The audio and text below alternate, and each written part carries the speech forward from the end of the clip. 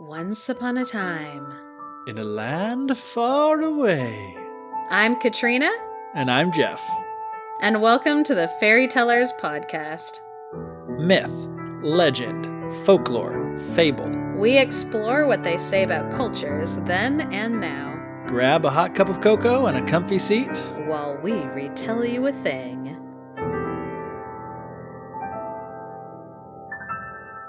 Welcome back to the Fairy Tellers podcast. We wanted to give a special shout out this episode to our listeners in Turkey and in Thailand. In the last month, we had a lot of people out there. We don't know whether people are being tortured in prisons by having to listen to our voices or whether they're choosing it of their own volition. Yeah, but it's crazy. We're so happy. Yeah. So to our Thai listeners, Kap Kun Ka. And to our Turkish listeners, I apologize first. I don't know any Turkish, but I looked something up and I'll try. Teşekkür ederim. Thank you. We're so grateful that you've decided to listen to our podcast for whatever reason. And hopefully we didn't just swear at you. Agreed. That would be bad.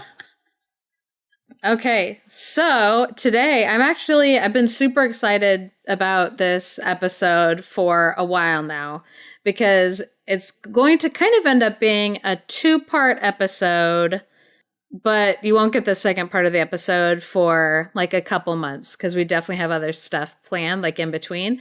So this is going to be a Cupid and Psyche episode, and it's the purpose of it is going to be to kind of show you how tale types can break off from each other and kind of go in different directions.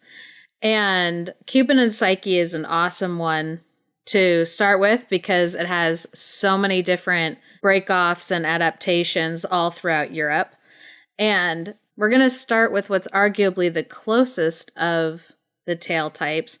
And to do that, we're going to head to Norway for East of the Sun and West of the Moon.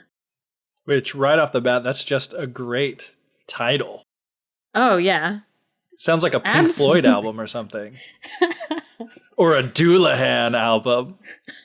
Except Doulahan, it would probably be like East of the Blood. And yeah, that's true. It's too pretty to be Doulahan. That's true.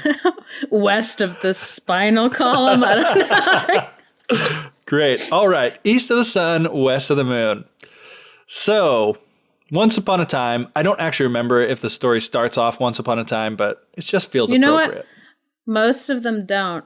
I don't know if we talked about why stories start off with once upon a time or in a land far away.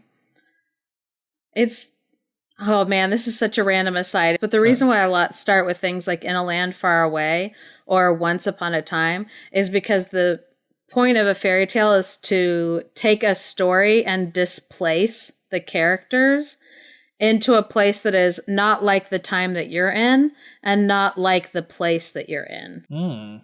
Interesting. I just looked back to the text that I got this from, and it does start once on a time. Because it's a Norwegian translation. And yeah, exactly. And that's the thing. So probably in Norwegian doesn't do anything. Anyway, so once there was a poor husbandman, which I had to look up what a husbandman actually was. And apparently it's basically just a farmer, a fancy word for farmer. So once there was a poor farmer and he had... Yeah, because husbandry. Yeah, like animal husbandry. I get it. I got it once it's explained it, but it was kind of like, that is so far removed from how we use the word husband nowadays. It is. Plus, we're so far removed from like farming and homesteading and all that stuff too. So once there was a poor farmer who had a ton of kids, but he didn't have like enough food or enough clothes for all of them. But all of them were healthy and happy and they were beautiful. Like apparently they were just like some of the best looking kids around. But none was as beautiful as his youngest daughter, which they say was, she was so lovely that there was no end to her loveliness. And one day, which was a Thursday, I don't know why that particular detail is important, but it's there, a Thursday in late fall. On a Thursday.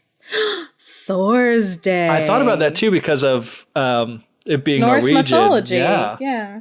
I was going to bring that up later in the discussion portion of it, but it is good to note now. So Thursday. Sorry, I got so excited just now, though.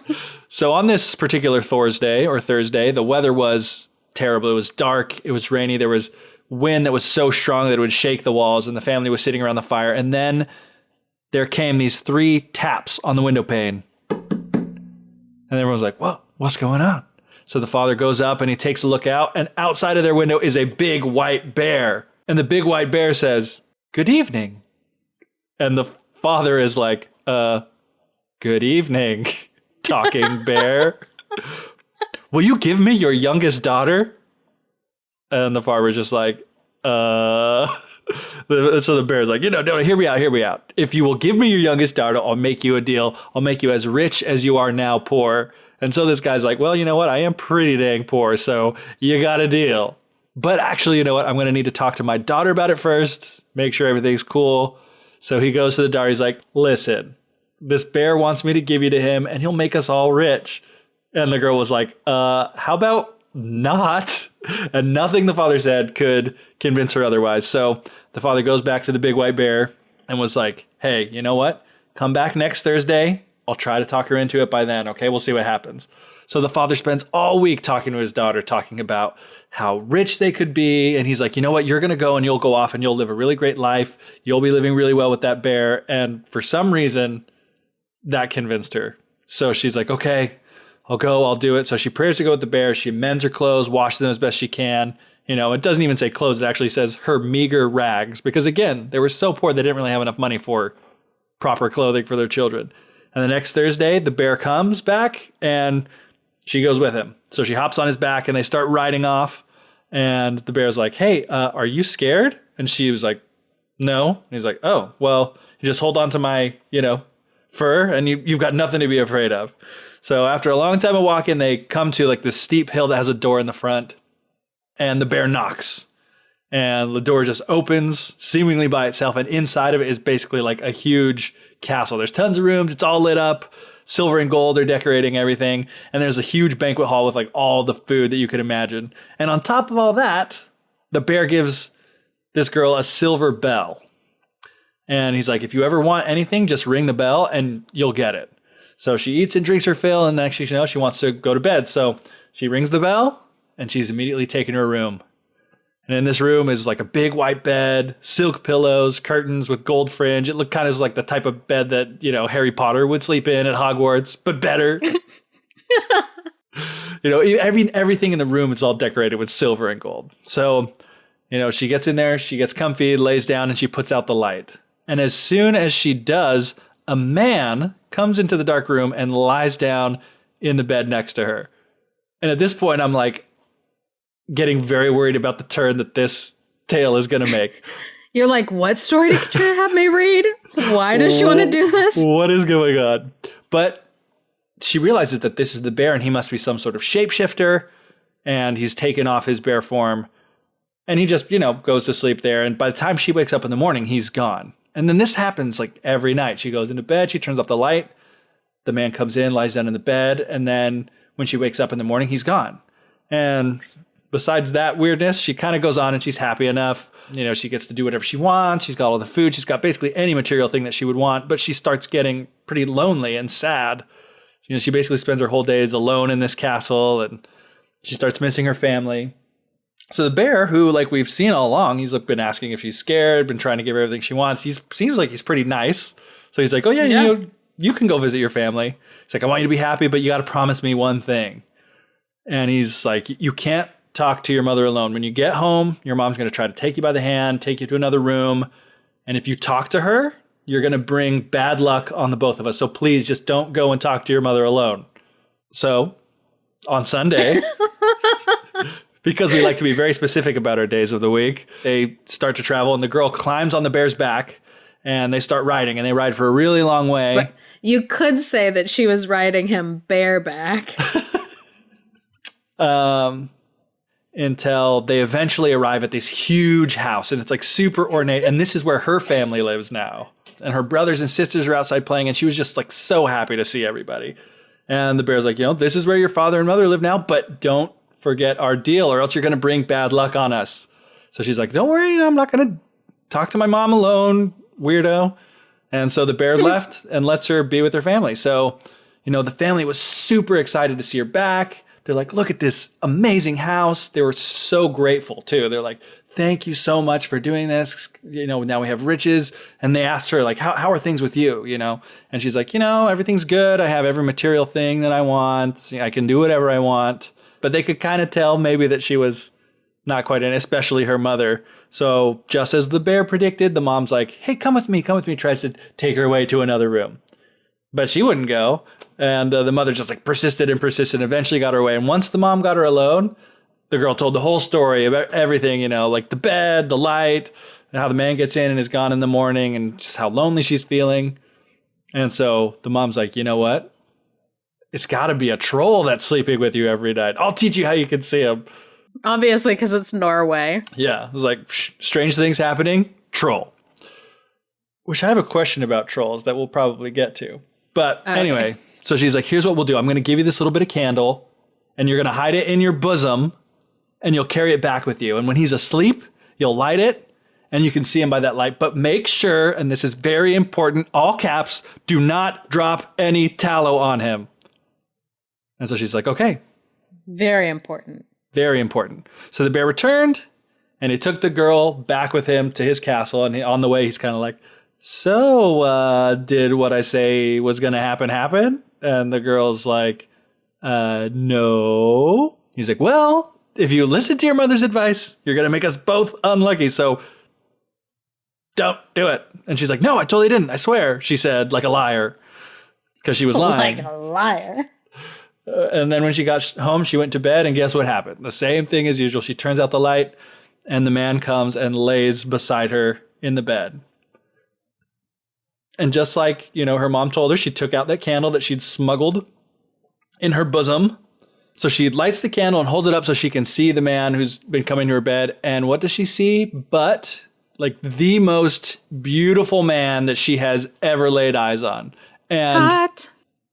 I'm going through like a real like Henry Cavill phase right now. Like I'm convinced if I ever met that man in person that I would behave just as this girl does, because immediately on sight, she falls so deeply in love with him that she just wants to kiss him right on the mouth. I'm going through a Jack Black phase, so that's what I'm imagining. It's not hard to imagine like from turning into a bear to Jack Black. If anyone makes a movie adaptation, that's who they should cast. And they'll be just like the most beautiful man. And like I'm saying like I'm attracted to him, and I'm saying it without like any like sarcasm or anything. I love Jack Black. When I see him, do I want to kiss him immediately? Probably not. Maybe a big hug, a big bear hug. But anyway, so she sees this Henry Cavill or Jack Black looking guy, and she wants to kiss him. And so she does. Kisses this sleeping man on the mouth. But as she does, of course, she's not paying attention. She drops 3 hot drops of tallow on his shirt, and he wakes up immediately. He's like, what have you done? You've brought bad luck on us both. It's like, if you could have held out for 1 year, I would have been free. It's like my stepmother, my evil stepmother, because of course it's an evil stepmother, bewitched me. She bewitched me, so I'm a bear by day and a man by night. And if we could have held out for 1 year, then you would have broken the curse. But now all ties between us are snapped. I must leave this castle and return to my stepmother's castle, east of the sun and west of the moon. And there I got to marry a princess who's super ugly. She's got a nose that's as long as 3 eels. Ew. I know. I was like... That's very specific. It's very specific and very gross. And also, eels are super long. They are. I don't know what type of eels they're talking about, but it's like I go to the aquarium and see an eel. Like one eel is like 3 feet long. Yeah. This poor woman. But this princess also is like a troll. So like whenever you see like little dolls of the Norwegian trolls, they do have like the super long noses. Yeah.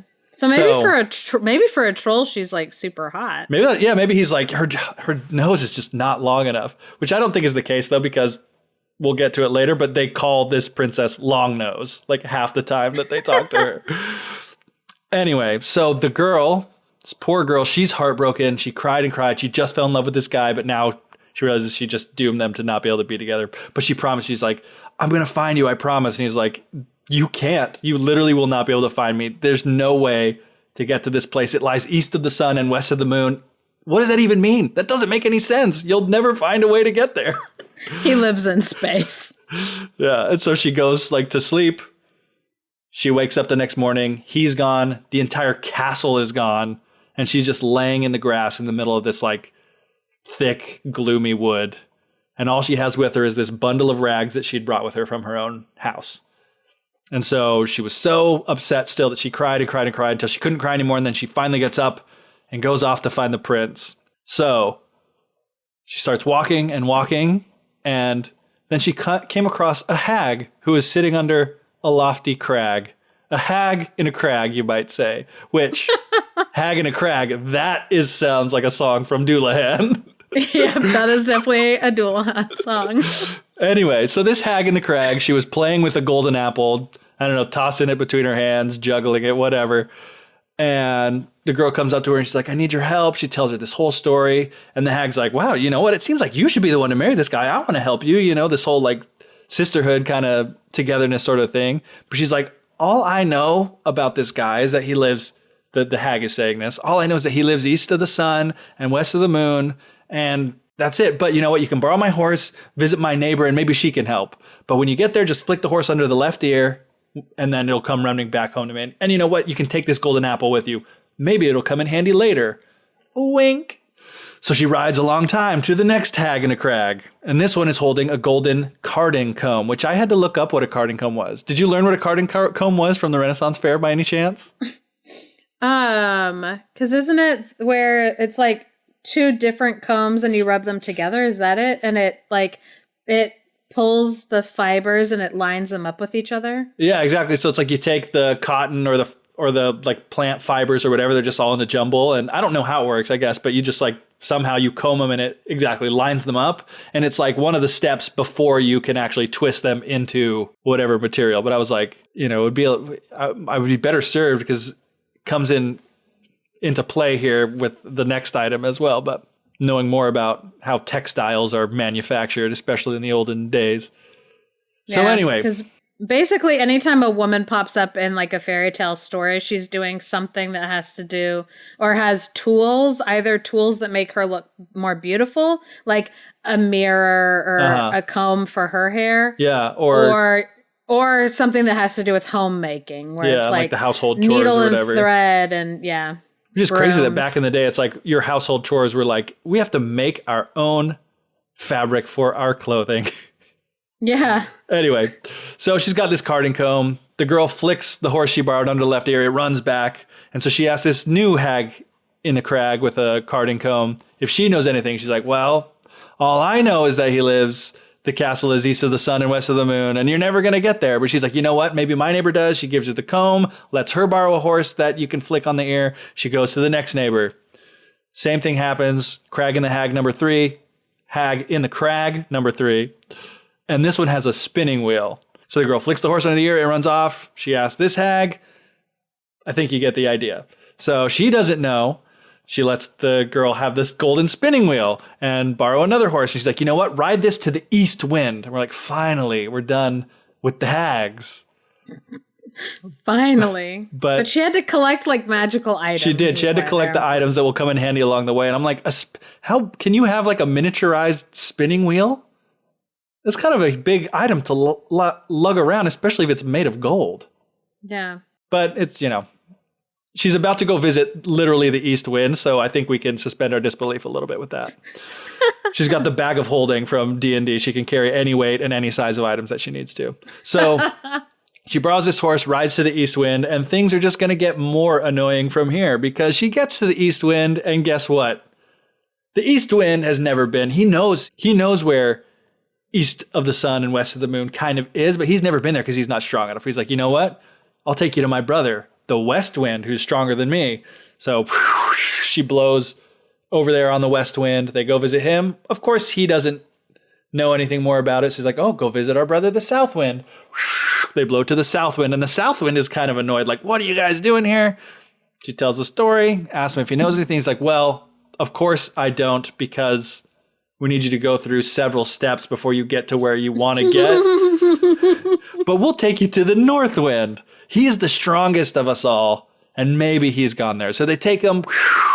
She rides on the south wind to the north wind, and she asks the north wind if he can help. And he's like, you know what? I know where it is. I once blew an aspen leaf there. But I was so tired from blowing that aspen leaf there that I couldn't blow a puff for many days after that. So he's like, I'll take you, but first we got to rest up for the night. And it's going to take us like all day to get there tomorrow. And it's like, because she is a lot bigger than the aspen leaf. She's a lot bigger than an aspen leaf. And she's carrying a solid gold apple, a gold carding comb, and a freaking spinning wheel made of gold that she's got to take with her when she goes. And not even a horse to carry it. But he wouldn't be able to carry the horse with all that stuff either. So they rest up for the night. And in the morning, the north wind starts getting himself puffed up so big that he's like really, really scary to look at. And he starts blasting off towards east of the sun, west of the moon. And he's going and he's blowing so strong and so furious. He's creating storms below them. These storms are so strong that they're blowing over houses. They get out over the sea. It starts capsizing boats literally by the hundreds.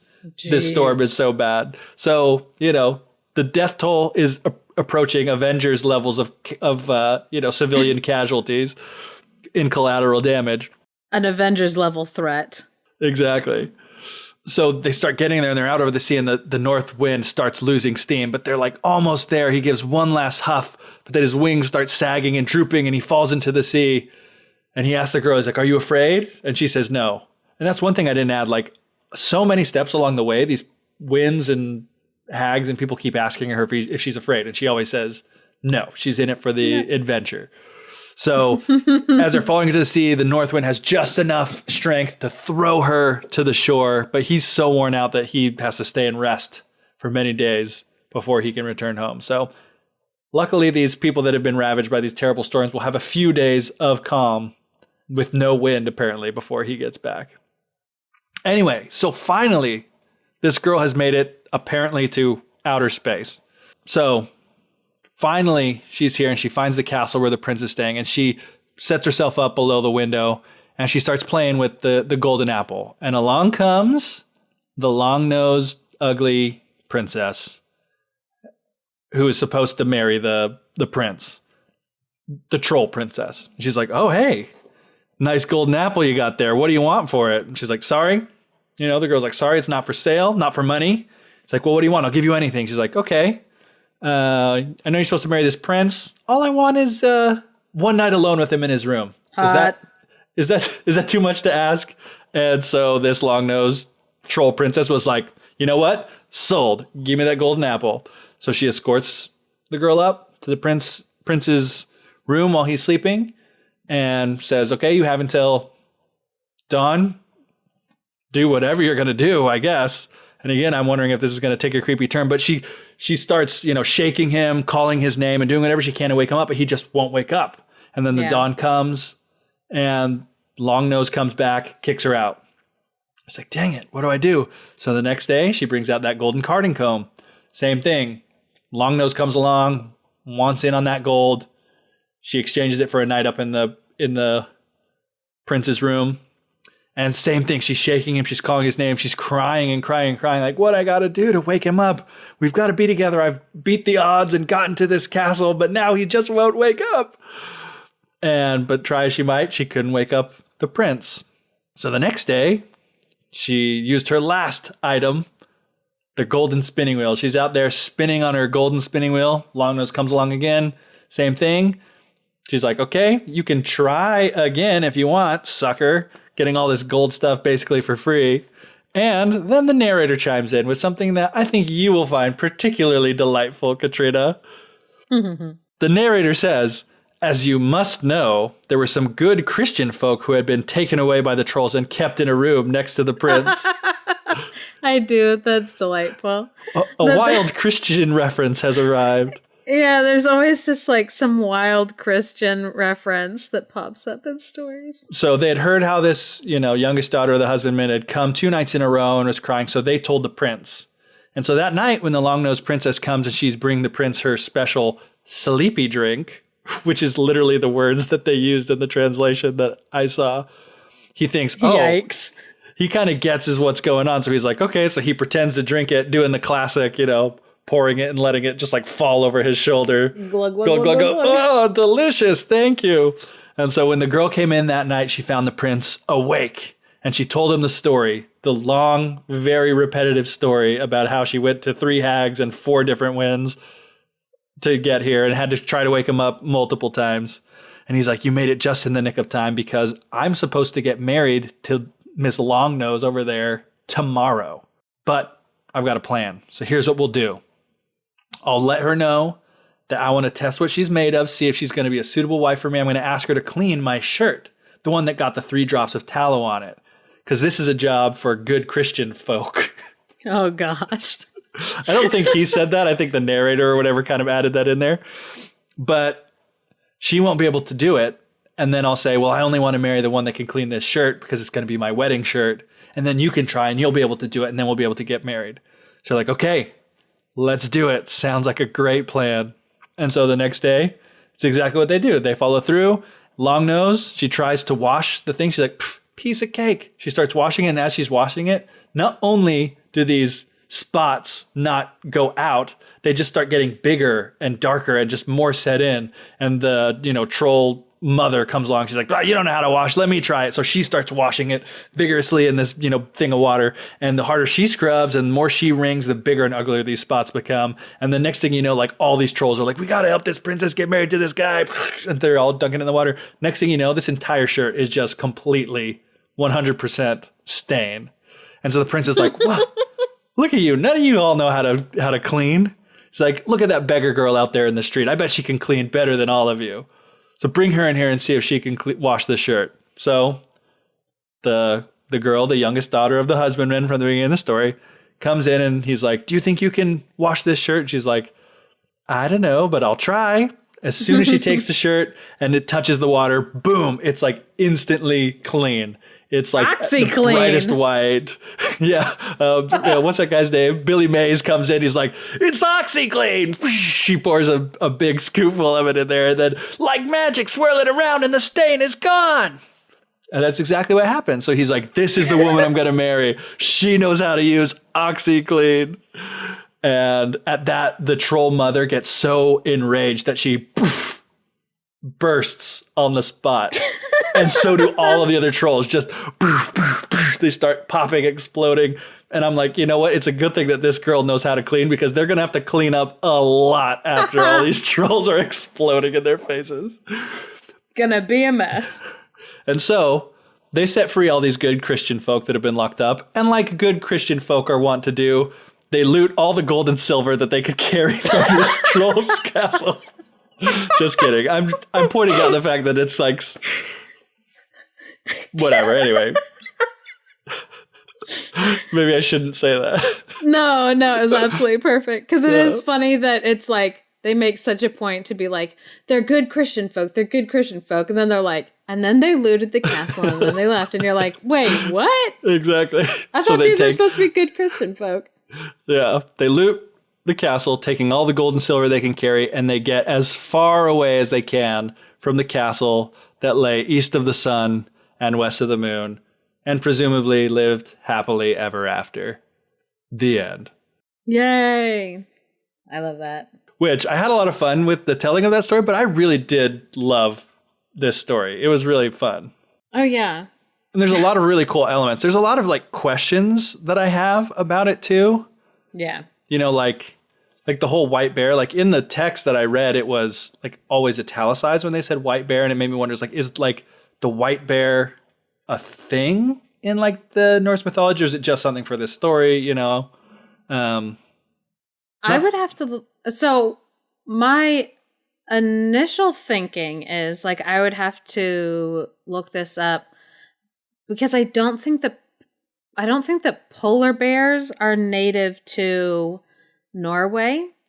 And right. So a white bear is not necessarily like a reference to like a polar bear. It might be reference to an albino bear. Like some kind of indication that it's like magical and special. Exactly. Because there's in a lot of places in the world, if you see like a white tiger, if you see a white elephant, like those are special sacred things because like albinism is a rare genetic mutation. And so it's like weird to see, and especially if you didn't have the science behind it back then and you just suddenly saw like a bear and it was white. You'd be like, and what the? Yeah, it'd be like, oh, like it's a spirit bear. I would have to look that up for Norway because... Right. Well, and I didn't expect you to know, but I was just like, that was one of the questions that I had. And it was also like, you know, this, it was kind of interesting. You can see what they're doing. It's really common for like things to happen like 3 times. But there was like the 3 hags, the 4 winds, the 3 tries of waking up the prince, the 3 different people washing the clothes. And not to mention, I skipped a lot of them, but like this story said the phrase east of the sun, west of the moon, like 600 times. Because she literally would say the whole thing, like every single person that she met, she would say the whole thing, then they would say the whole thing. And you were like, no. We get it. We understand. It's the title. Yeah. And again, like I said, it's a beautiful title, so. It is. So they were like, dude, we came up with an amazing title, so we're going to keep reminding people of how awesome it is. Another thing that I was wondering about was, you know, about trolls, because did it seem to you like the prince was not a troll, right? No. I didn't think so, but I was kind of like, it almost kind of seemed like maybe he was like the girl's mother thought, oh, that's a troll, but it wasn't. It was just someone who was under like the enchantment of a troll. And also it made me wonder like, oh, you mean because the mother at the beginning? I was thinking the troll. I was thinking the troll mother. Yeah, so the girl's mother, not the troll princess's mother, but like the mother, from the beginning, who took her aside. She was like, "Oh, it must be a troll that's sleeping in that bed with you." So I was like, kind of like, "Oh, is he a troll?" Because he says he's enchanted, but he never says like, "Oh no, I'm not a troll." I don't know. It was just one of those things. So I was kind of like, "What do trolls look like in this culture? Do they look kind of like humans, or are they troll-like?" Because I do think of the troll, you know, those troll statues that they have. Yeah. So trolls were basically ugly, stupid giants. Okay. And so like he wouldn't have been a troll. I mean, and if he was a troll, he would have been like a freak because he was like really good looking and like her size when he wasn't a bear, like when he wasn't like enchanted. Right. And so like, he wasn't a troll, but the kind of the most feared magical creature in like Norwegian mythology would be like a troll. Right. And it all comes from Norse mythology. So in Iceland also they would have trolls that were kind of the big bad. Yeah. And it's interesting because they're kind of like this halfway between, not in the way that they look, but in some of the like behaviors or the things their that they behavior, do. the things about their life. They're kind of a cross between like elves and the fae and giants. Mm-hmm. In that like the places that they live, maybe it's like closer to dwarves, because they could live like inside of rocks and stuff like that. And so they could be unseen giants. Oh, interesting. But there's also like mythology where in like Norway where like they made the fjords. And I mean, now we know that the fjords are carved from giant glaciers. Right. But they're like, these are so massive, they must have been carved out by giants. Trolls. That is interesting. So, because it also brings up the question of, so this guy is presumably a human and his stepmother put a curse on him. So, and like somehow that involved him being like betrothed to a troll princess too. It's kind of like, again, there's kind of like a lot of backstory that I'm like, what happened to get this guy in this situation in the first place? Yeah. Which it doesn't mention anywhere in the story, but it makes me want to know, you know? And I also wonder, as usual, when there are things that I don't quite understand, if maybe it's part of the larger work of, you know, the Norwegian mythology, that there's just information that audience that it was kind of made for would just know certain things, like what the situation was, so they wouldn't even think twice about it. But, you know, the story's relying on me to have knowledge that I do not have in order to kind of fully understand. Yeah, but at the same time, fairy tale, so it's just kind of like you accept what it is. Because it's a fairy tale, like, formula, you, like, understand, like, they'll be like, oh, he was placed under an enchantment. And you're like, of course. It's like, oh, he was betrothed kind of against his will to marry a person from not only like an opposing kingdom, right, but an opposing, like also yeah, like race of being. Yeah. Because it's like he's not human, it's an entirely different like. It's kind of like the same thing that happens at the end where it's just like, and they all explode and everything is resolved and they run away and they get all the money. Like, because fairy tale, it allows you to be like, that's just the way that things were. You don't have to question it. He says that that's what happened. That's what happened. Yeah, because it's like you'll read important. You'll like read some fairy tales where they're just like, and then the person got so mad that they burst into flames. And you're like, wait, what? But it's a way to kill off those characters without getting blood on the hands of the people that you like in the story. And they're like, well, we didn't kill them. They just all exploded. Yeah, so, they just exploded.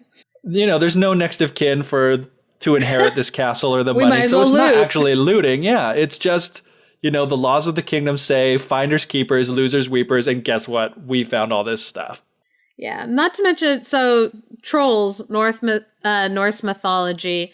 It also, like, if anybody's read Beowulf, I did recently because of me being a dork. So Grendel and Grendel's mother were kind of giant troll, like tail type creatures, like also. And so there is this kind of history of like, not only do you have to deal with like one troll, you also have to deal with like that troll's like mother. And so in this story, it's like, it's also dealing with like this troll mother, but none of them exploded in this story. At least not in the version that I read. If Michael Bay directs a version of it, you better believe they will. Oh man. And it's funny because I can picture it where like Beowulf will just be like coming out of like this swamp, and then like he's carrying one of their heads. I can't remember if it's Grendel's mother, if it's Anyway, he'll be like walking slow motion with like a troll head, monster head, like in his hand. And then there's this like underwater explosion and like water shoots up everywhere. And it's like Grendel's mother's like lair just exploding. Way to go, amazing. Michael Bay. This movie that you didn't actually make gets our seal of approval. Yep. It looked great in my head. Love is in the air right now, along with the delicious aroma of fresh baked pizza and savory chicken wings at Mr. G's Pizza. If you're looking for a great place for a night out with a hot date, look no further than Mr. G's Pizza. It's the best place in Joseph City, Arizona to spend an evening with the ones you love. Cupid's arrow hasn't found Andy yet, so even on Valentine's Day, you can find him working there, Thursday through Saturday. But don't worry, you can barely hear his lonely sobs over the excellent sound system in the back room that has an indoor movie theater perfect for dinner and a movie. Celebrate love this year at Mr. G's Pizza. So the first time that I read East of the Sun, West of the Moon, I did not know the story of Cupid and Psyche. You know what? I still do not. And I know that like when we talked about doing this episode, you said like, oh, it's like a version of the Cupid and Psyche story. But I kind of purposefully didn't look into that just because I kind of wanted to, like, I don't know, hear it from you. You know what I mean?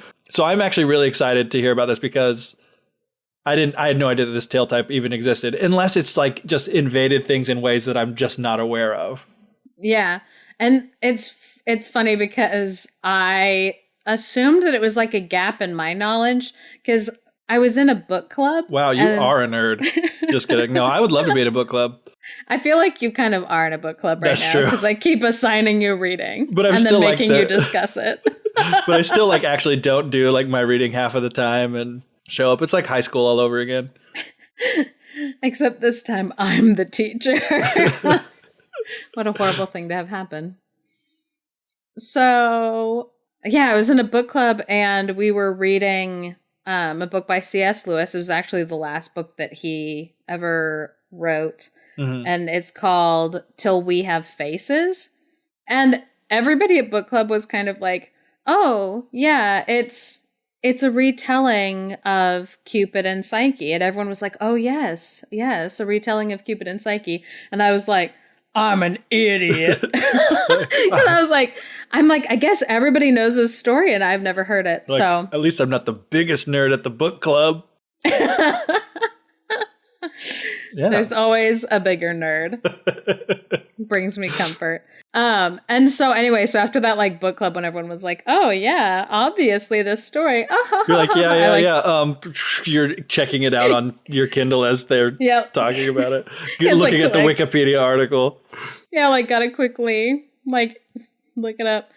So the story of Cupid and Psyche was first written in the 2nd century AD. And it was written by, so it's been a minute. It's old. So it was written down by Apuleius. So Apuleius was a Latin writer. He wrote in Latin.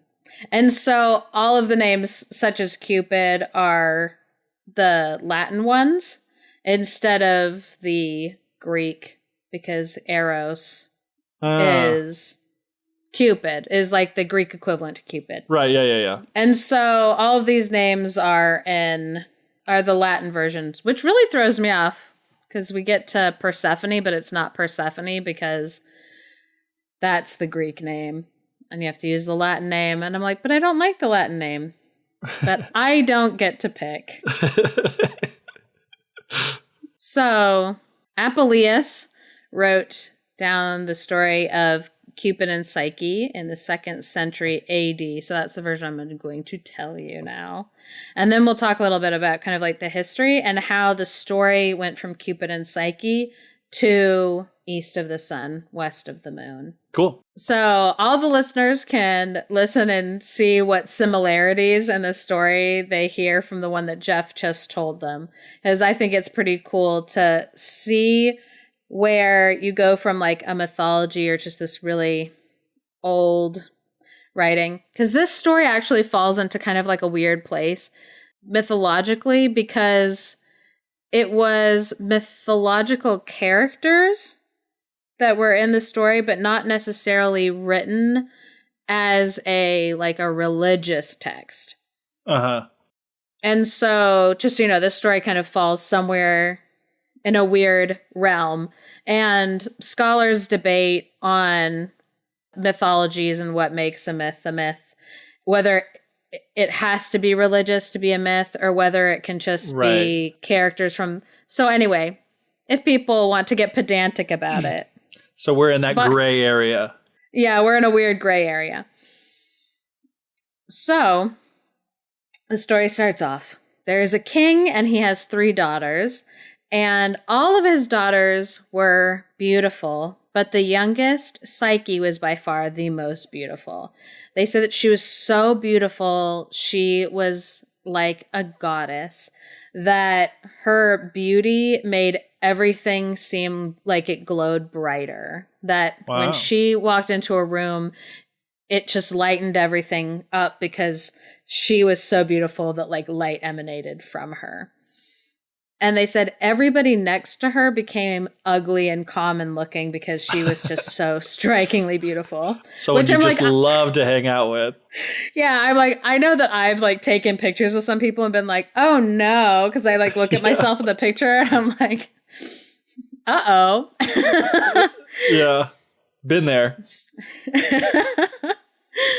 So, yeah, like there aren't a lot of pictures of me and your wife, Geoff, and now you know the reason. Well, thank you. I love her. Me too. Anyway, good. Treat her right or I'll take her. So she was so beautiful that people from all around, men and women, came from all around to like the world. They would make long pilgrimages, long trips to come and see her and gaze at her beauty. So she was the female Henry Cavill. Exactly. Or the female Jack Black. Whatever floats your boat. That's the kind of woman I'm into. So, dude, I'd go on a couple dates with, I'd go on many dates with the female Jack Black. It'll be a blast. Oh, yeah, absolutely it would. So, as people were coming to see her and to gaze upon her beauty, some people started to say that she was even more beautiful than Venus herself. Ooh, that's going to be trouble. It's always, you never say that out loud. You can think it, but do not say it. Just do not. Never say it. And if like a bunch of people get together and they're like, guess what I think? And they're all like, yep, definitely more beautiful. I'm like, you are cursing that person. Yeah, you are asking for a smiting.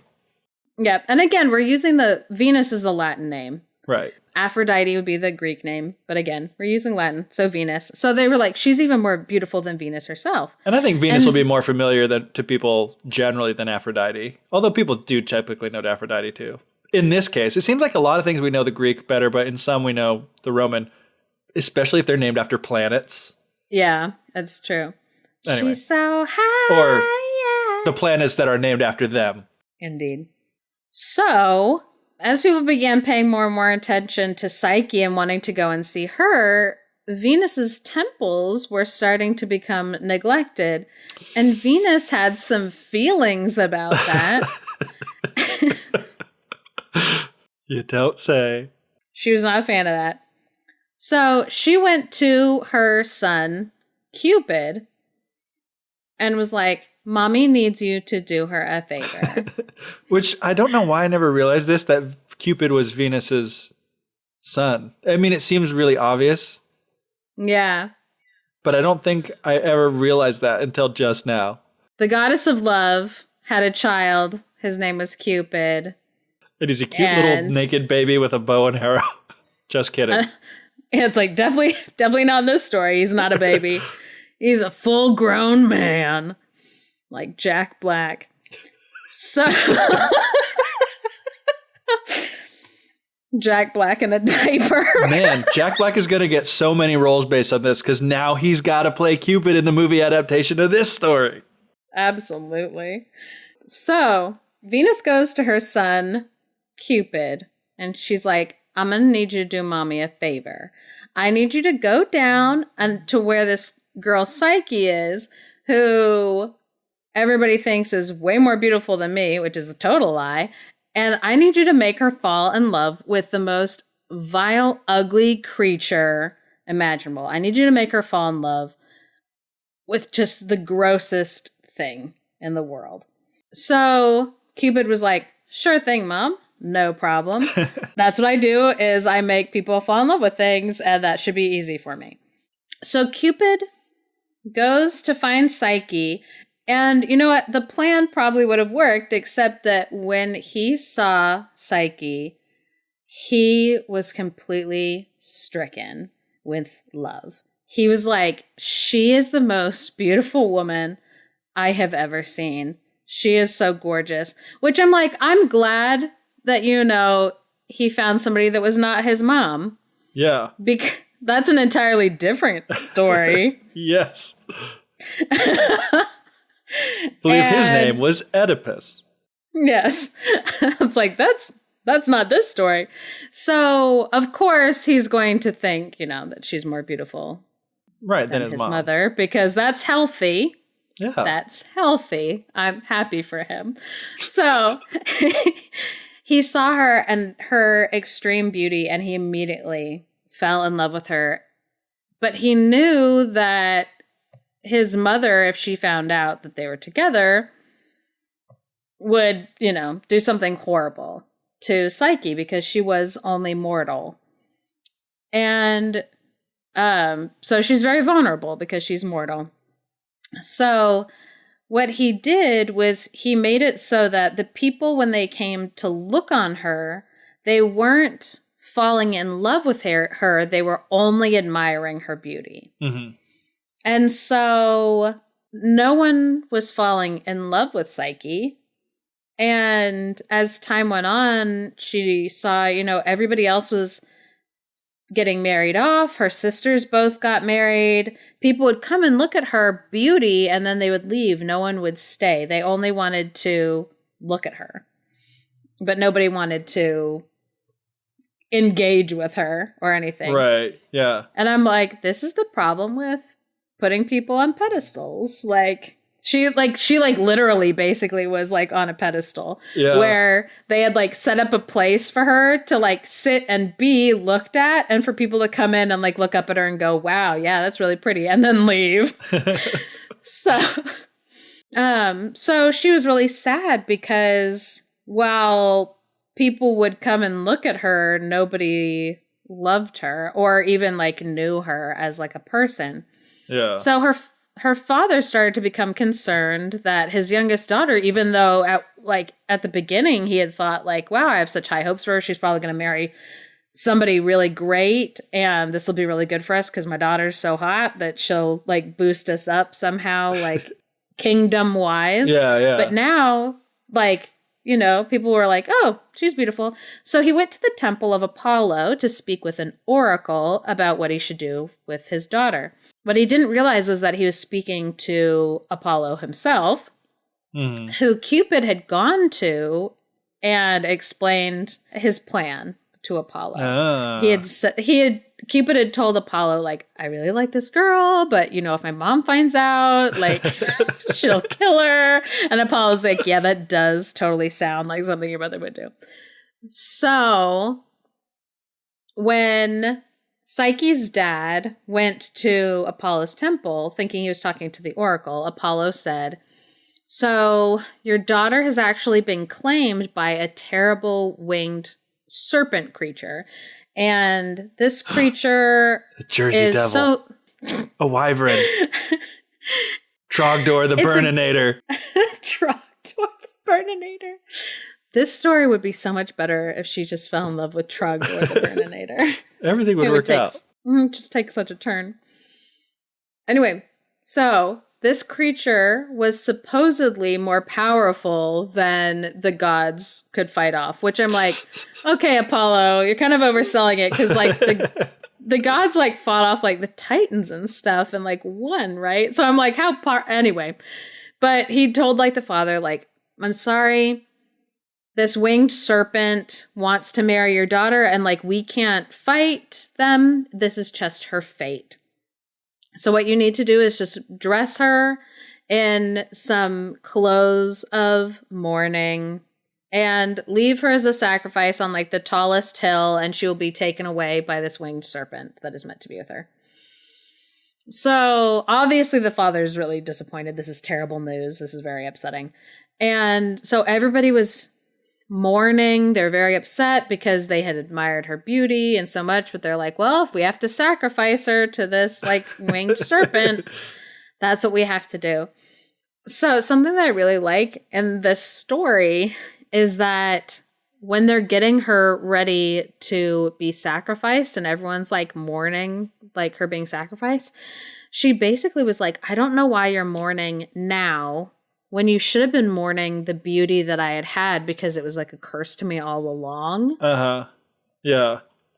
And I'm like, wow, that is so deep and profound, because she basically was like, my beauty was stopping me from being able to make meaningful connections with people my whole life. Yeah. And that was a sad existence. This isn't the sad part. And I'm like, wow, that's Psyche. That's really deep.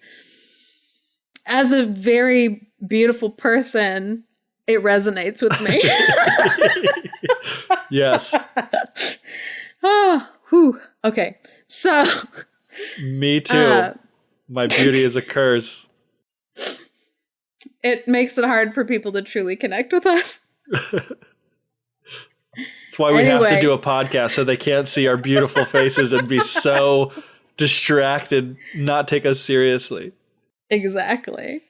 So, but what's funny is like, as like a feminist aside to that, it is that like women who are really beautiful do have problems being taken seriously in like business and science fields and stuff like that. Because people will look at them and be like, wow, you're really beautiful. And they're like, yeah, like I'm an astrophysicist. It does not matter at all like what I look like. Yeah. For like what I do. And so it is interesting that, that Psyche basically was like saying that to the effect when people were like upset that now she was going to be given to this like winged serpent. But she was actually happy to finally be taken off this like pedestal and do something with her life, even if it was to like get married to like a winged serpent. So anyway, they dress her in the mourning clothes and they put her on the top of the hill and they leave. And as night starts to come, the west wind that's called Zephyr, which might be interesting to people who have heard of, like, there's companies, Zephyr. Right. But the west wind, which was considered the most gentle of all the winds, it came and it picked her up. It took her to this lush green meadow where it set her down gently and she fell asleep just in the grass, being gently caressed by the wind as she fell asleep. And when she woke up, she got up and in front of her, the sun was illuminating this giant mansion that was made of silver and gold. Huh. Which might sound very familiar. So there's this mansion, like silver and gold, and it just looks beautiful. And she's a little afraid to walk into it because she said it looked so beautiful. It looked like it had been built by the gods, which, yeah, like it was. Like, Literally, that's what happened. She was 100% correct. So she at first was afraid to go into it because she was like, this is like way too beautiful. It's probably from the gods. I shouldn't be messing with that. I should like leave it alone. But then she started to hear some voices, which I'm guessing doesn't carry the same connotations as it does today. Because it's like, oh, she started hearing voices and they were telling her everything's going to be okay. And she's like, okay, voices. No, but she was hearing these gentle voices that were saying like, come in, this is for you. Come in and like bathe and dress in these beautiful clothes. And so she went in and she kind of like made herself like comfortable. And she was sitting down at like a dining room table. The food had been brought to her and she was like listening to like gentle music. And I'm guessing like after constantly dealing with like people coming in and like looking at her all the time, she probably actually enjoyed being alone. The no people one's who are gawking at you for the first time. Yeah. It's like the people who are talking to her, like the voices that she's hearing, like nobody's sitting there like staring at her, like watching her. She was just like, okay, cool. And so she was sitting and eating and she kind of thought to herself like, okay, I'm wondering if the husband that I was told was going to be coming for me. I wonder if that winged serpent, now that evening is coming on, if he is going to show up. And so she finished eating and drinking and the voices told her how to get to like her room. And so she like went to the room and laid down in this beautiful, gorgeous Harry Potter bed.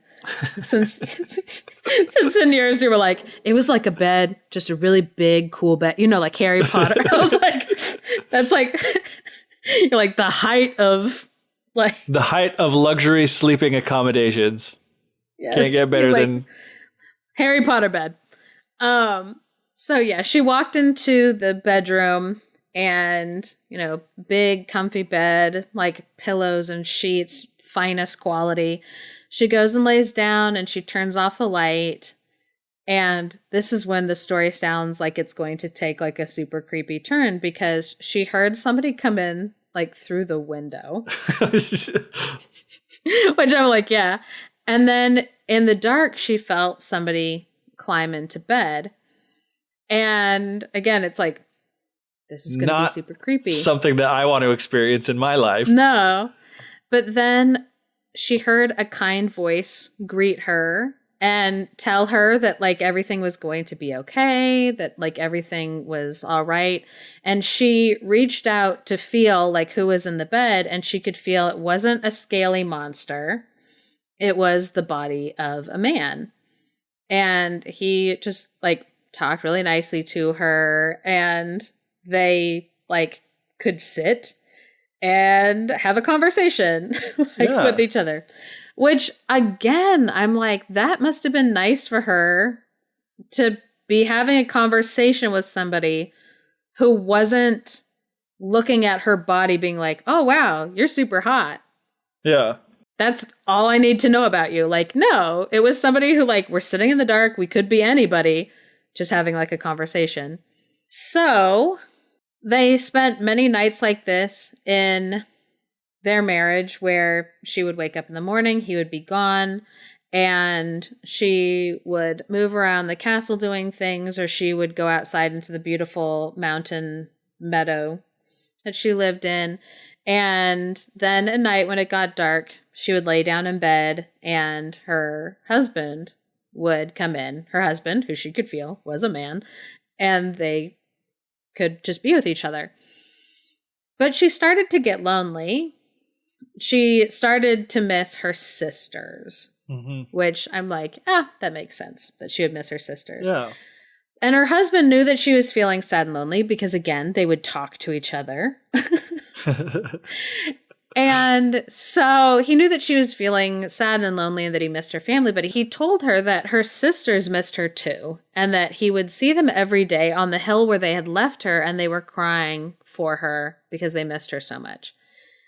And that made Psyche want to go to her sisters.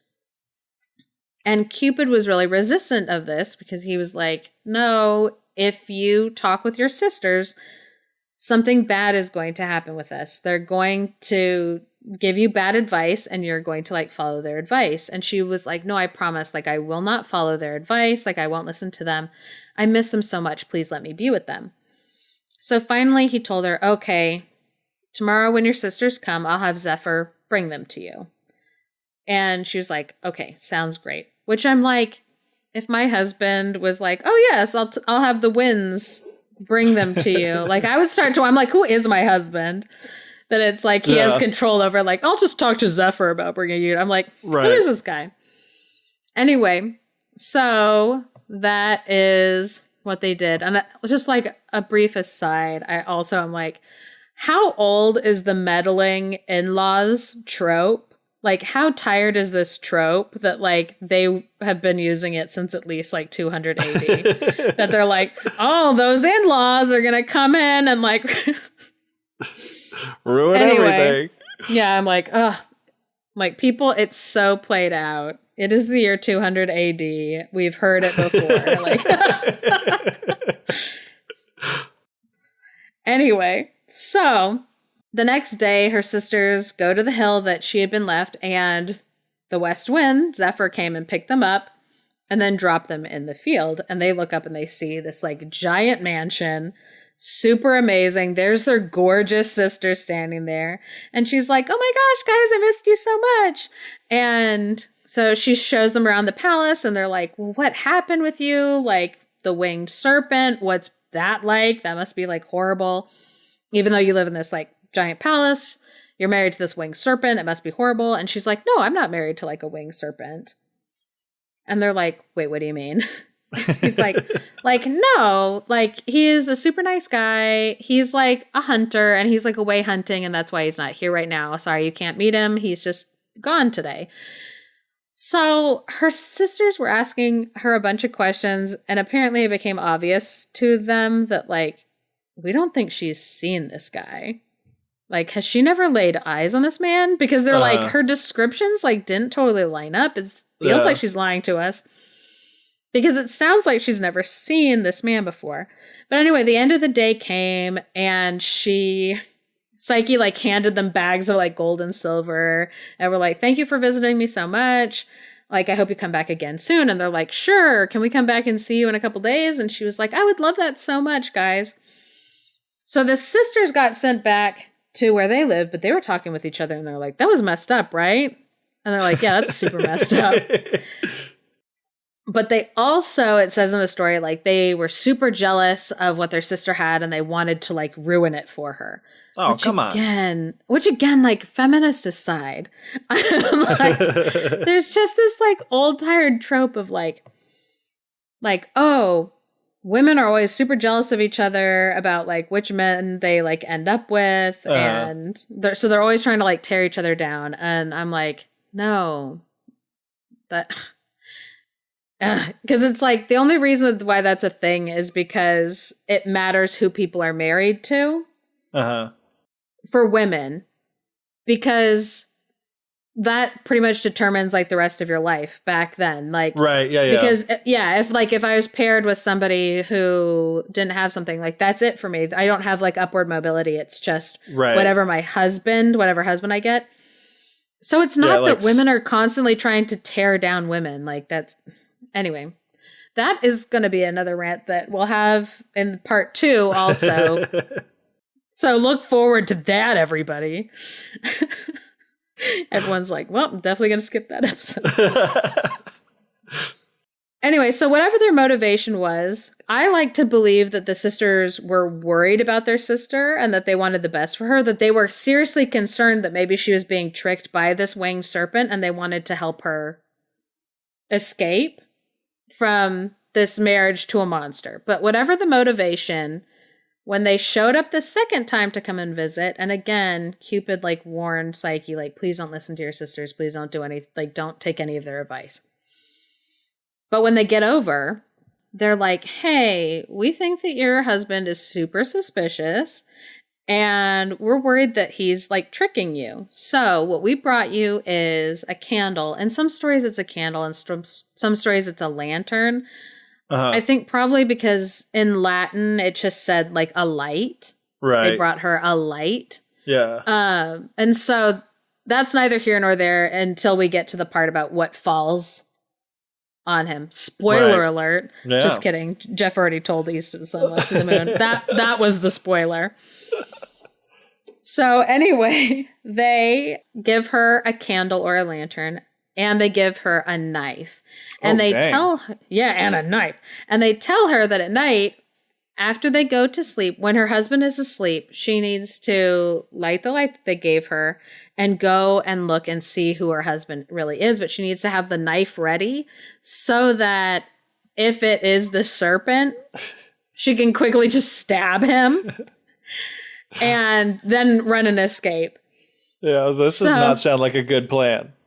Yeah. If it really is this like terrible scaly serpent, you're just going to like piss it off by stabbing it and then get yourself killed. Especially when like the oracle told her father like, oh, that serpent, he's too strong for any of us gods to take on. Yeah. And then her sisters are like, here's a knife. The gods can't defeat it, but here, try this. Like what's your plan? Anyway, this plan wasn't very well thought through.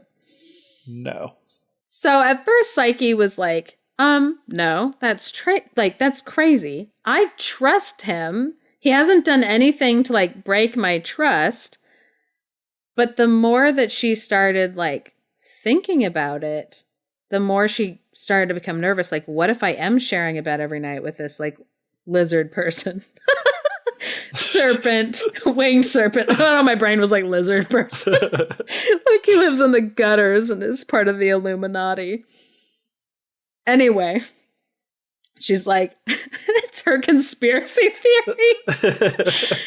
See, once you get like a conspiracy theory planted in your mind, like it just like stays in there. Spirals out of control. Yep. So she, throughout the day, becomes like more and more concerned. So by the time her sisters like go home, she is kind of like, okay, I'll just look, because worst case scenario, like I will look and I'll see who it is.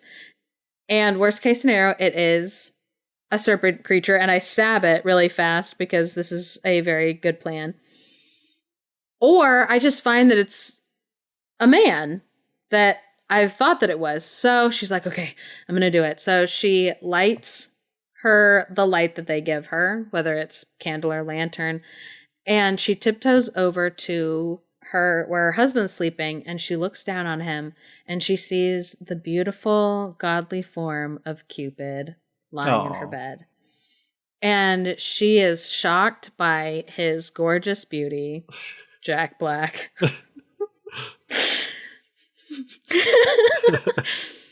She's shocked by his immense beauty, and she can't believe that is who she's been with this entire time. But as she's gazing down at his body, some of the either wax or the oil from her light drips onto him and burns him. Oh, man. So he wakes up burnt and turns around and sees his wife standing there with a knife. Jeez.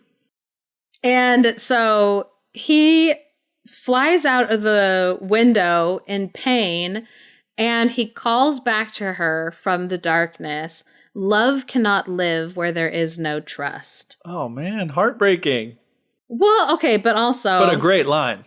It's a super great line. A super great exit line, especially. Yeah, seriously. Especially because Cupid means love. So it's like a play on words where he's like, I can't live where there's no trust. So he's like, love cannot live where there's no trust.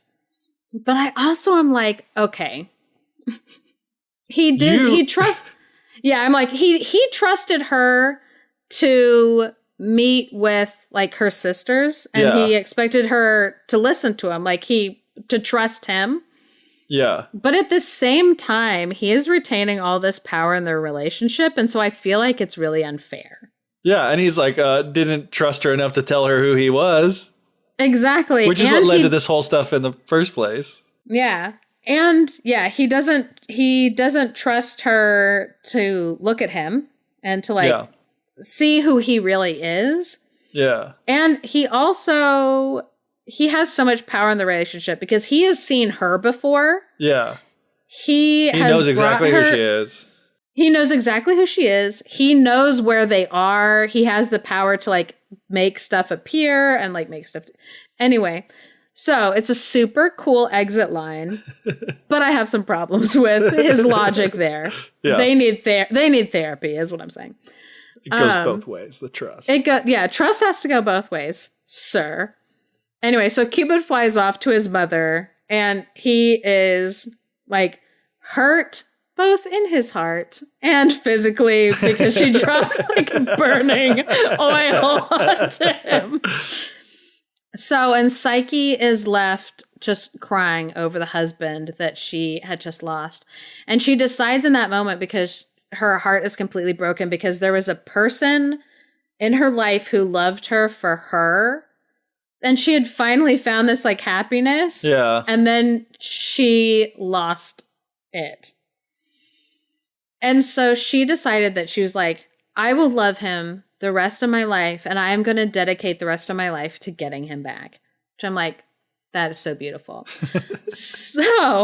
But Cupid, when he got home and was like, Mom, ow, I burnt my wings. His mother was like, I'm sorry, where have you been? And he was like, okay, so it turns out that woman that you were super jealous of, I totally did not make her fall in love with somebody ugly. I fell in love with her, and then I took her, and I've been living with her, and I'm sorry, Mom. You were right, Mom. So, of course, this made Venus even more upset, because she's like, not only did I not like this lady because she was getting all of these people to worship her and not me, but now my son, she broke my son's heart. Yeah. So now I need to murder this woman. Yeah, she's gonna die for sure now. Yeah. Before she was just gonna have to live with an ugly man for the rest of her life, but no, now she's gonna die. Yeah, now Venus is like, that's it. I hate this woman. I have to do something about it. So, meanwhile, Psyche is going to just all of the temples of the gods and trying to get them to listen to her, to talk with her, to get advice. And all of the gods and goddesses were like, I'm staying out of this. This is not my business. I do not want to get in trouble with Venus. That's not what I want to do. So Psyche does something which I think is brilliant. She decides that she's like, fine, if nobody's going to help me, I'm going straight to Venus. Just get this taken care of. I'm going to go to that woman. I'm going to tell her, hey, we're on bad terms. I'm willing to be a servant to you and to do anything that you want me to do. And Venus was like, good, I was looking for you anyway because I hate you. Now I can kill you creatively. So, and so Psyche told Venus, I am committed to showing you how much I love your child, which I'm like, props. Good for you. Yeah. Anyway, Venus was still not having it. She was like, no, you're a horrible person. So the first thing that Venus did was she took a large amount of small seeds like wheat, poppy, millet, and she mixed them all together into a giant heap. And she said, by the end of the day, I want all of these to be sorted out. if you guys have been listening to the Fairy Tellers podcast and you have heard the Cinderella episode, this theme might also seem familiar to you. Yeah, that sounds like a real stepmother move there, Venus. So because all through this, I want to point out there are different like bits and pieces that get used in different fairy tales. Yeah, so that's cool. All of these things get mixed together, and Venus is like, get these sorted out by the end of the day or else. So Psyche knew that all of the humans and gods that she has ever talked to, nobody had come to her aid, and she knew that she was like in so much trouble, and she started to cry. And this group of ants saw her sorrow, and they decided that they were all going to come together. So the smallest creature of the field came out, this large mass of ants, and they all like grabbed a grain and then sorted it out. And so it got divided up like super quickly into its piles. And Psyche was like, oh my goodness, thank you so much. And they're like, we can see how much love that you have like in your heart. We wanted to help you. And so Venus comes back and is like, wow, way to go, Psyche. I'm so happy for you. Here's a piece of stale bread. And I'll most likely kill you in the morning. So Venus gives her some stale bread to eat and tells her to rest on the floor, because Venus was kind of like, worst case scenario, I make her have a really, really hard life, and she's so ugly and gross that nobody will ever love her because of like how ugly she is. Uh-huh. Which I'm like, Venus, it's not about what you look like. It's what's on the inside. Anyway, so the next morning, Venus comes to Psyche and she's like, okay, I have a new task for you. I want you to go down to this one river where a bunch of sheep that have golden fleece are drinking. So while you're down there, I want you to collect the golden fleece and bring it back to me.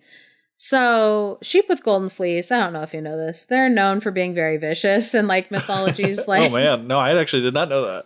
Oh, so like it's supposed to be very hard to get golden fleece from them, right? Yeah. Anytime there's golden fleece, like it's going to be a whole thing. It's like an ordeal.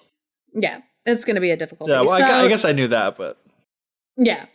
So Venus commanded Psyche to come back with like a certain amount of golden fleece.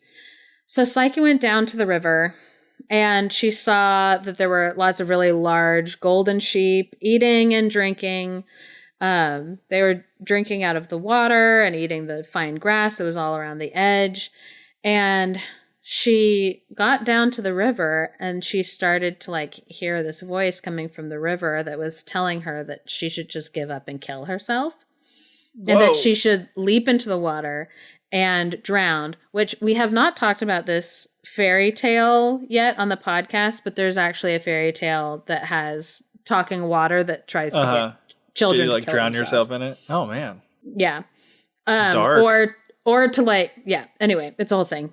Deadly rivers that talk to you because they're enchanted and they want you to dead. Right.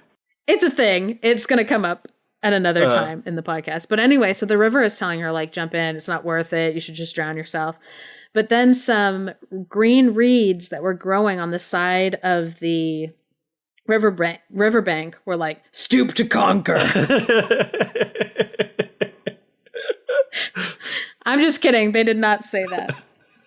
That's just like my favorite Aesop fable. I don't know why. I just think it's my favorite. Every time I see the word reeds now, that's like what I think of. That's all you think of. So yeah, listen to the Aesop fable episode for a cool story about reeds. So the green reeds actually called out to Psyche and they were like, don't drown yourself. Don't listen to the river. We can help you get what you want. There's hope for you yet. They're like, all you have to do is wait till the end of the day. Those big sheep are going to pass by these huge bushes and their fleece gets caught in the thorns of the bushes and you'll have more than enough to bring back with you. And so Psyche was like, oh my goodness, thank you so much. That really helps. The sheep came, they walked past, and she just followed after them, picking all of the golden fleece out of the bushes. Nice. And then, smart move. Yeah. Then she went to Venus and was like, here, I have this. And Venus was like, I know that you probably had to have help to get this. So I'm going to give you another task. I want you to take this flask to the source of the river Styx, which was basically like a waterfall that was coming from the sky. And she's like, I want you to get up there where the water is coming out and fill up the flask and then bring it to me. So Psyche took the flask and she was looking up at this super tall waterfall up at the top, and she knew she could not climb up there. There was like no possible way that she could get up without help. And she started to despair. And this eagle said, I've seen like how much you love this person and what you're willing to do. Let me help you.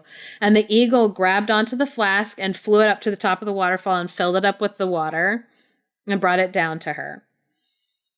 And Psyche was like, thank you so much for doing this. And she goes back to Venus, and Venus is like, oh my goodness. This woman is driving me insane because she just won't die. And so Venus was like, it's fine. I'm immortal. I can keep coming up with tasks until she either gives up or is dead. Like, that's basically like her game plan. So the next thing that she did was she took a box. Venus took a box and she said, I need you to take this box to the underworld, and I need you to ask Proserpine, who's Persephone. Oh, wow. In the Greek, I don't like Proserpine. I don't like that name. So you know what? Yeah, I'm like, we're gonna rock this story. I'm gonna go Greek. It's Persephone. So Venus is like, can you ask Persephone to fill this box up with some of her spring beauty? Because that's Persephone, I guess she's in charge of making some beauty. Because Venus, I guess, needs to put it on her. She needs more beauty in a box. I don't understand how it works, guys. But anyway, she needed her to put beauty inside of the box so that Venus could then use that beauty, because she was like, I've been working really hard taking care of my super injured son. And so it's been really hard on me, and it's starting to show on my face. Psyche, you wouldn't know why my son is so sad and injured, would you? So it's like guilt trip. Anyway. So Psyche is like, okay, I can definitely go and do that. So, and it's like worst case scenario, if somebody goes like down into the other underworld, but they like mess up, they like don't do the steps right, they just die and they don't come back, right? Yeah. So there's like tons of challenges along the way. So she's like, either I'm gonna get this box of beauty or this girl's gonna die.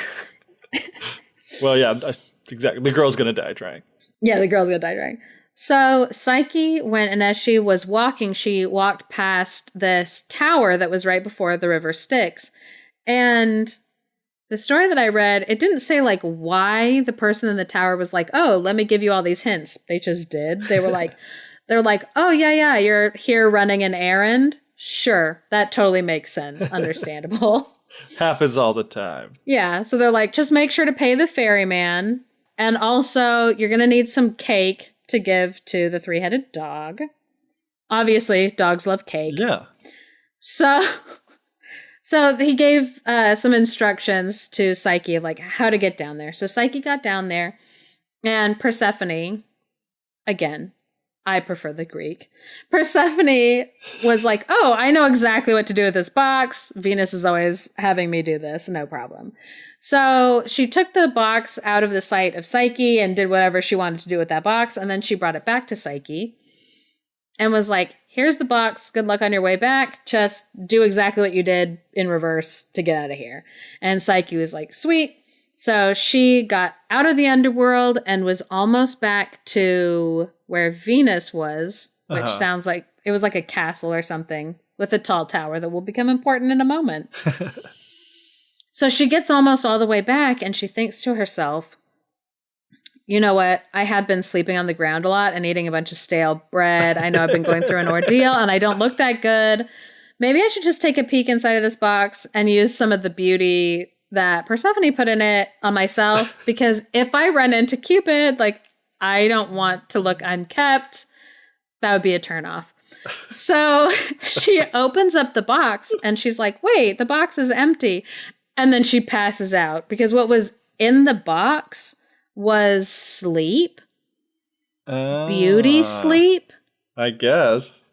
I guess, because I even like went to look up like, wait, where does the term beauty sleep come from? And nothing, nothing ties it to this. But I'm like, that's interesting that what was kept in the box wasn't like lotion or something, you know, like it was sleep. Sleep. Interesting.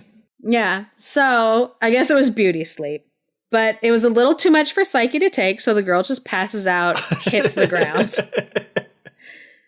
Meanwhile, Cupid is he's recovered by now, but he's starting to really miss Psyche, and he feels bad because he's like, we could have made it work, you know, like the trust issues between us. Like we could have gone to therapy. We could have like sorted this out. I left too quickly. So he's having regrets about like leaving her. I realize now that I could have handled things in a much better way. Yeah. I've matured. I've grown. Yeah. In his defense, though, he woke up to being burnt and a person was holding a knife to him. Oh, I'd run away too. Oh, yeah. So I'm like, he had his reasons. Without a quit. Yes. So he looks out of the tower and he sees that Psyche is like fallen to the ground. So he jumps out of the window. He's got wings. Everybody calm down. So he jumps out of the window, like flies to her, next to her, and he wipes the sleep from her eyes and puts it back in the box. And she wakes up and sees him, and they embrace and they say their I'm sorries. And she's like, well, I'm your mom's servant now, so I need to go and give this to Venus. And he's like, okay, you go and do that. So she goes to give Venus the box, and he flies up to Olympus, and he goes to Jupiter, because again, we're using the Latin names. Right. He goes to Jupiter, and he tells him all about the problem that he's been having. And he's like, can you please make my bride immortal to protect her from my mother and to make her a proper wife for me to have? And Jupiter is like, yeah, that all makes sense. So he sends Mercury down to gather up Psyche and bring her up to Olympus, and they give her the ambrosia of the gods so that she becomes immortal. And when Venus gets up there, she's like, what's going on? And Jupiter's like, it's too late. They are married. And Venus is like, you know what? She proved her love for my son. And now that she's up here, she's not going to get worshipped by people down there. And so I'm cool with it. It's all fine. And from then on, love and the soul were united forever because Psyche means soul.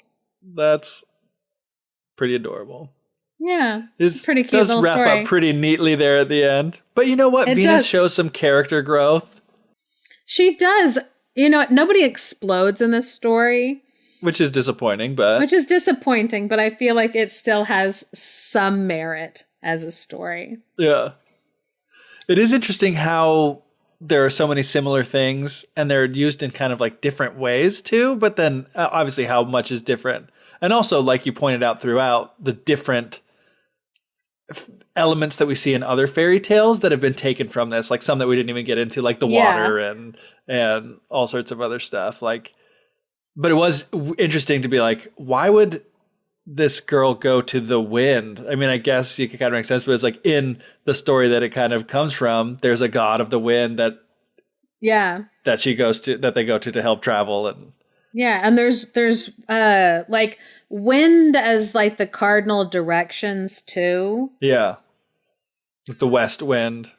Yeah. And then they have like the four cardinal directions in the east of the sun, west of the moon story. Yeah. So how did the story of Cupid and Psyche get to Norway? That is a question I would like to know the answer to. So the story was originally written down in Latin in the 2nd century AD, we talked about.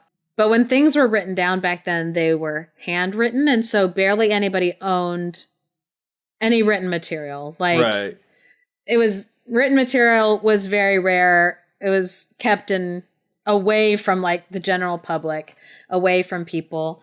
And so it wasn't until the 1400s that this story, after the printing press was invented, this story in its original Latin was written down and printed using like the printing press. Yeah. And then more people could read it. And so it started to get dispersed all throughout Europe. And then when it would get to certain parts of Europe, it would get translated into whichever language was the most common there. Yeah.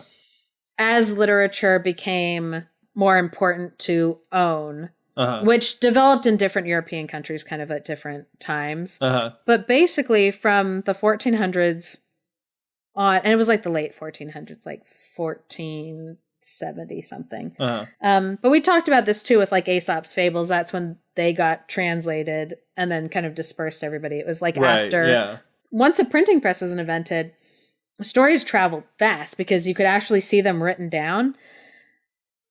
But then something interesting happened in the 1600s where different European countries started to take this tale type of Cupid and Psyche, and they started to apply it to kind of reflect what they were going through and the anxieties, especially around marriage and women securing a marriage. And so one of the most common tales, or so arguably the most famous tale that comes from Cupid and Psyche, is actually Beauty and the Beast. I was thinking that too, and I was like, there's a lot of Beauty and the Beast kind of to both of these things, especially when you look at East of the Sun, West of the Moon, the whole getting taken away to this castle, kind of having your needs taken care of, but you're lonely and you're like kind of married to a bear, not married, but stuck with a bear, or what you think could potentially be a scaly lizard serpent monster, Trogdor. Yeah.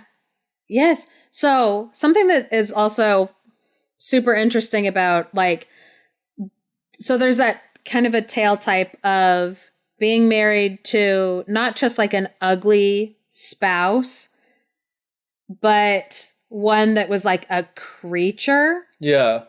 That's kind of what it moved in the 1600s. It became primarily a story of a beautiful woman being married to like a beast of a man, either a serpent or a pig or a boar. And sometimes in the case of Bluebeard, it's a man who might have like a hideous feature, which a blue beard is not like the most hideous feature I can think of. Anyway, but it started to twist that way where it was in the 1600s, it was always a beautiful woman getting married to a monster of a man. Right. And it reflected kind of the anxieties of women not having control over who they were going to get married off to.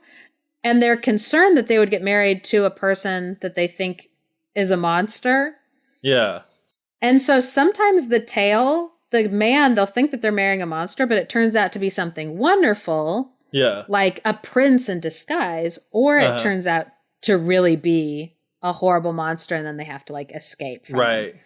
But what's interesting is before the 1600s, there were medieval examples of story types where a man would have to get married to an ugly woman. Oh, interesting. The most common, even though I don't know how many people have read the Canterbury Tales, but the most famous example of that happening is the Wife of Bath's story about a man who has to marry an ugly woman. And he has to decide in the story whether or not she is beautiful in the daytime where people would see him with a beautiful woman, or whether he wants her to be beautiful at night when he's alone with her. Right. And in the end of the Canterbury Tales story, I'm sorry, spoiler alerts for the Canterbury Tales, the Wife of Bath's story, the man decides, he says that he had learned that women want to be free to make their own choices. And so he would let her decide. And then she was beautiful all the time. She was like, correct answer, I'm beautiful all the time. And that's interesting to me in this story, the stories East of the Sun, West of the Moon, and Cupid and Psyche that we told, where the woman is getting to choose. Yeah. That was something that I thought was really interesting too about East of the Sun, West of the Moon, was that it was all about the woman was the one going and like questing. She kissed the sleeping prince. She was the one that went on the quest, collected the magical items, outsmarted the monster to be able to win the prince's heart or whatever. Yeah. And there's a point in both of those stories right after they see their husbands for the first time in the light. Yeah. Where they have a choice. They can say, you know what? I'm sure I can find a better man. Or like, well, that's unfortunate. And just let them go. Yeah. They had that choice. That choice was available to them. And so it was the woman's choice in both of those to be like, you know what? No, this is how it's going to go down.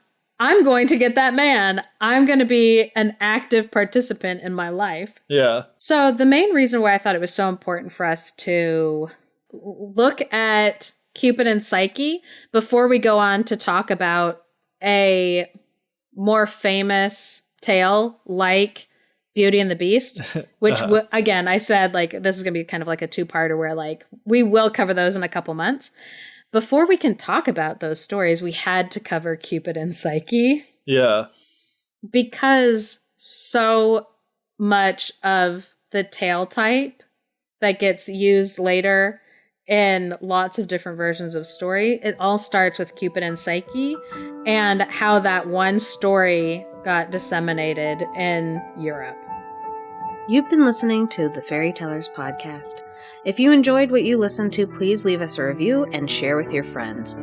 For more fairy tale content, head over to thefairytellers.wordpress.com for lighthearted retellings, or follow us on Instagram for daily fairy tale memes at @thefairy_tellers, or even join the conversation on our Facebook page.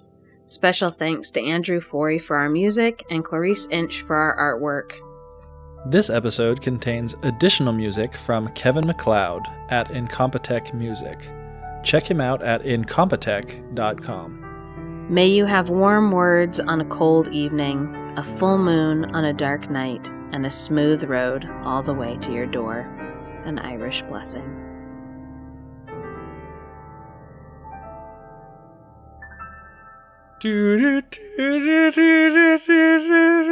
I can't, I was trying to do this the other day. I can't sing our theme music by heart. The only thing I do know for sure is like,